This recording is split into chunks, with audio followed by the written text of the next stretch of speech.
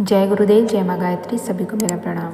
आज हम जानेंगे पूज्य गुरुदेव की वो कहानी जिसमें पूज्य गुरुदेव ने बताया कि तुम मेरा काम करो, हम तुम्हारा काम करेंगे।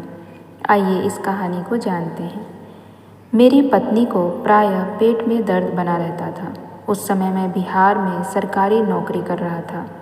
घटना सन 1990 की है।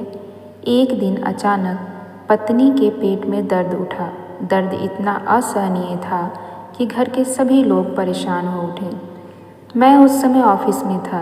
मेरा नाती घबराया हुआ मेरे पास आया और मुझसे बताया कि नानी की तबीयत अचानक बहुत खराब हो गई है, आप जल्दी चलिए। मैं तुरंत भागकर घर पहुंचा। पत्नी को लाकर अस्पताल में भर्ती करवा दिया। अस्पताल में दवा इलाज बराबर चलता रहा, लेकिन कोई राहत नहीं मिली थी।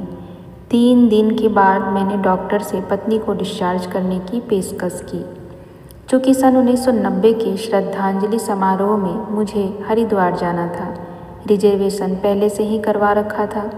इस वजह से मैं बहुत परेशान था कि पत्नी का इलाज कराऊं या हरिद्वार जाऊं। पेशोपेश की स्थिति में दिन बीतते रहें और अंततः वह दिन भी आ पहुंचा जिस दिन मेरी ट्रेन जलियांवाला बाग से हरिद्वार के लिए थी। मैं बहुत सोच में पड़ गया था कि क्या करूं।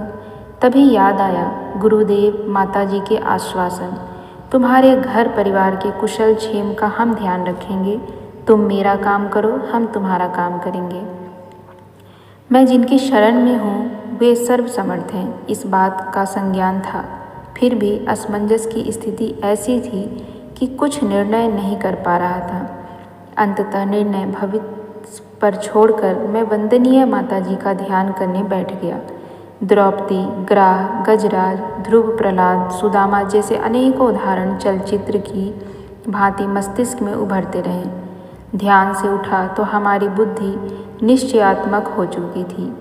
मैंने अपनी पत्नी से बड़े विश्वास भरे शब्दों में कहा कि अब तुम्हारा सब रोग सामान्य हो जाएगा। मैं माताजी से तुम्हारे लिए प्रार्थना करूँगा। उन्होंने सहर्ष स्वीकृति प्रदान की। मैंने तुरंत सामान उठाया तथा स्टेशन की ओर चल दिया। दूसरे दिन हरिद्वार पहुंचकर जब माताजी से मिला तो पत्नी के बारे में सारी बातें बताई। माताजी ने पत्नी का नाम तथा रोग के बारे में लिख कर देने को कहा और बोली सब ठीक हो जाएगा। इसके बाद मैं श्रद्धांजलि समारोह के कार्यक्रम में इस तरह तन मन से रम गया कि घर परिवार का फिर ध्यान ही नहीं आया। कार्यक्रम समाप्त हुआ तो मैं घर वापस आने पर पत्नी से दर्द के बारे में पूछा। पत्नी से पूछा तो वह बोली कि आपके जाने के बाद से न जाने दर्द कहाँ चला गया। आज लगभग 21 वर्ष बीत गए, लेकिन अब तक वह बिल्कुल ठीक है। दर्द की कोई शिकायत नहीं है।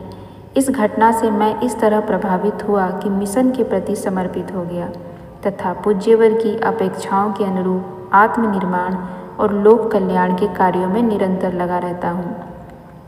आज भी इसी सेवा में समर्पित हूँ। बालेश्वर प्रसाद, पूर्वी सिंहभूमि, झारखंड से। यह कहानी सत्य है। ऐसे अनेकों लोग हैं जिन्होंने पूज्य गुरुदेव का काम किया और उनके घर परिवार को पूज्य गुरुदेव ने संभाला। परंतु पूज्य गुरुदेव का कार्य करते हुए कई बार हम बहुत सारी गलतियाँ करते हैं।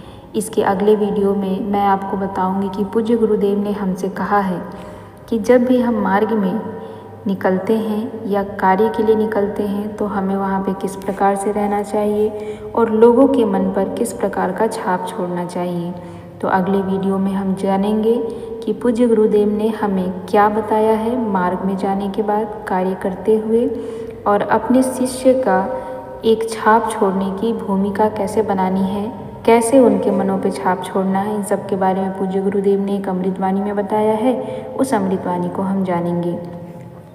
आज की कहानी से आप सीखिए कि आपका कोई भी काम पूज्य गुरुदेव रुकने नहीं देंगे। यदि आपको पूज्य गुरुदेव पर भरोसा है, आप उन पर विश्वास रखते हैं और साथ ही साथ उनके कार्यों के लिए, उनके युग निर्माण की योजना में उनका सहायक बनने के लिए आप तत्पर हैं, तो पूज्य गुरुदेव आपके घर परिवार की सारी जिम्मेदारी स्वयं उठा लेते हैं और उन जिम्मेदारियों को पूर्ण भी करते हैं। शायद इस तरह से वो पूर्ण करते हैं जैसे कि आप भी पूर्ण नहीं कर सकते हैं। हम बहुत भाग्यशाली हैं कि हमारे पास पूज्य गुरुदेव जैसे गुरु और वंदनीय माता जैसी माँ का आशीर्वाद है। उन दोनों के संरक्षण में हम सब इतने सुरक्षित हैं जितना कोई बालक अपनी माता के गर्भ में होता है। तो ऐसे गुरु और ऐसी माता के लिए अपने आप को आगे बढ़ाइए, उनके कार्यों में अपने आप को झोंक दीजिए और उनके कार्य को सहर्ष बिना स्वार्थ के करते रहिए। जय गुरुदेव, जय माँ गायत्री, सभी को मेरा प्रणाम।